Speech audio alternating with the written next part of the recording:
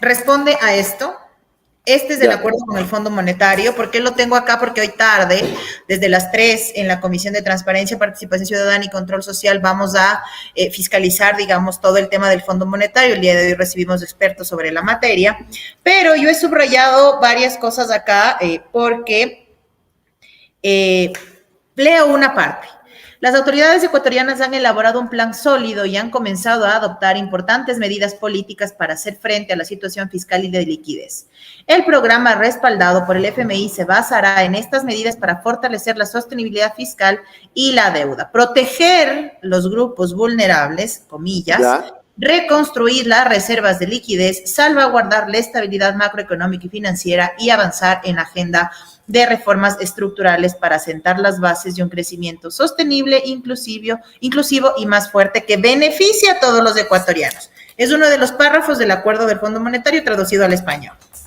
¿Por qué hago referencia a esta parte puntual? Porque esas son las importantes medidas adoptadas para las autoridades ecuatorianas para hacer frente a la situación fiscal.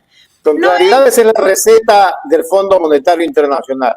Así es, pero además, si nos ponemos a hacer un contexto, de acuerdo a los datos del mismo Fondo Monetario, Argentina y Ecuador somos dos países que no crecemos, de acuerdo a la publicación del Fondo Monetario de hace un par de días.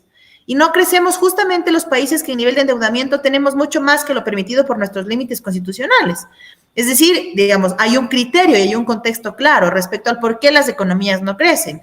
Y hacia allá nos vamos al ideológico, ¿no es cierto? Porque entonces significa que el neoliberalismo no es que precisamente sea el mejor de los proyectos políticos, ni el mejor de los proyectos ideológicos, sino todo lo contrario, porque resulta que cuando la Revolución Ciudadana fue gobierno, sin pagar la deuda externa, sin nuevos acuerdos con el fondo, sin mayores condiciones de este tipo para nuestro país, las condiciones económicas cambiaron, la economía creció, la estabilidad económica existía.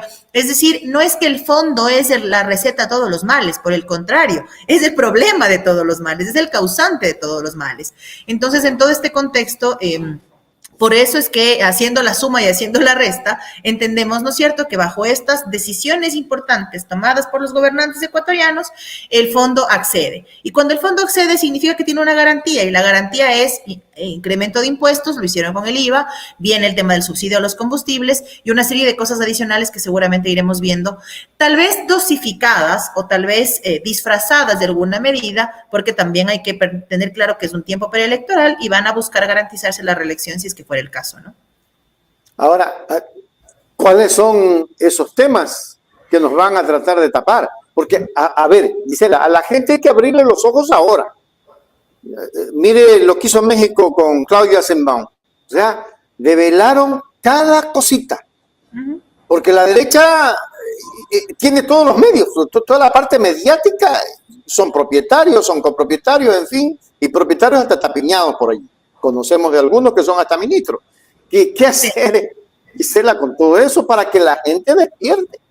Sí, primero, a mí me parece que particularmente las organizaciones políticas deben empezar, todas en su conjunto, no estoy hablando específicamente de la Revolución Ciudadana, ojo, sino todas, repensar la situación actual justamente en función de lo que ha pasado en otros países como Argentina. A nosotros nos queda claro que Milei es un tipo desequilibrado, que tiene nada de perspectiva, pero resulta que tiene respaldo. Entonces, hay algo que ellos sí vieron que nosotros no vimos. Hay algo que ellos sí lograron captar que nosotros no fuimos capaces de captar. No porque no tengamos, insisto, la capacidad, sino porque pensamos que la única forma de hacer política es la que conocemos desde hace 20 años. Y resulta que dentro de las organizaciones, incluso yo, que soy parte de una nueva generación, ya tengo 32 años. Yo ya no hablo el mismo idioma que el chico o la chica de 20. Desde ahí empecemos, ¿no es cierto? Que es un poco, a mi criterio, lo que sí hizo bien México en esta última elección.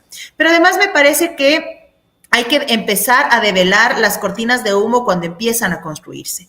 Y me parece que el tema de Verónica Abad, si bien no deja de ser grave, se vuelve una cortina de humo. Justamente para que estos temas como los del Fondo Monetario y otros tantos como lo que el gobierno decía ayer, que ya no le alcanzan las morgues para agrupar los cadáveres, dejen o estén en el debate recurrentemente. Porque hay un momento en el que caemos en esta cuestión coyuntural y el gobierno funciona de acuerdo a la coyuntura. Toma una decisión de acuerdo a la coyuntura, remueve funcionarios de acuerdo a la coyuntura. Y la política no es la coyuntura es el espacio de comunicación de la decisión política, pero la coyuntura es eso, hoy. Ellos creen que la política es hoy, mañana otra tendencia, pasado mañana la siguiente tendencia. Y me parece que esa es una de las cosas que al menos nosotros que sí estamos dándonos cuenta de esto, hay que hablarlo así. Y de allí entender que hay un grupo muy cerrado y muy pequeño de personas que estamos interesadas e interesados en la política. Pero si yo salgo de la puerta de la asamblea y me pongo en la calle, de fuera de la asamblea, la señora que me vende al frente en el puestito, no le interesa si Abad se queda, si Abad se va, no, ella sabe que tiene una necesidad, que va al hospital y no hay medicamentos. Hay que volvernos ciudadanos otra vez. Pensamos que la política es una especie de clase que no tiene que ser ciudadana, que no tiene que sentir los problemas, pero que tiene que resolver esos problemas. Entonces yo estoy acá fiscalizando el hospital sin tener el dolor que le significa a una familia no tener para un paracetamol. Tengo que regresar a ver que hay gente que el día de hoy no come en el día.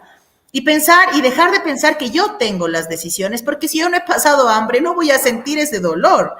Volver a estar con la gente y volvernos a sentar en la calle. Esas son de las cosas que también nos hemos olvidado de hacer y de alguna forma tiene cierto sentido porque tuvimos una pandemia, porque en el caso de la Revolución Ciudadana no teníamos partido, en fin. Pero nuestros gobiernos locales nos dan muestra de eso y a mí particularmente me ha dado muchísima alegría verles juntos a nuestros compañeros prefectos con los alcaldes, es decir, entendiendo que el territorio es el fin mismo de la política y que incluso esta vorágine de cosas que acá, a los que estamos en Quito, nos pueden volver en la cotidianidad y en la coyuntura, a nuestros compañeros alcaldes y prefectos no. Y no olvidarnos que desde esa base territorial es desde donde debemos tomar decisiones y por supuesto eso implica el trabajo de los medios alternativos, las redes sociales y demás, pero entender también que sí podemos repensarnos y que sí debemos repensarnos y salir de esa zona de confort de sabíamos bien lo que teníamos que hacer, porque el país del 2006 y el país del 2025 son completamente distintos y hay que verlos desde esa perspectiva. El canal de la información.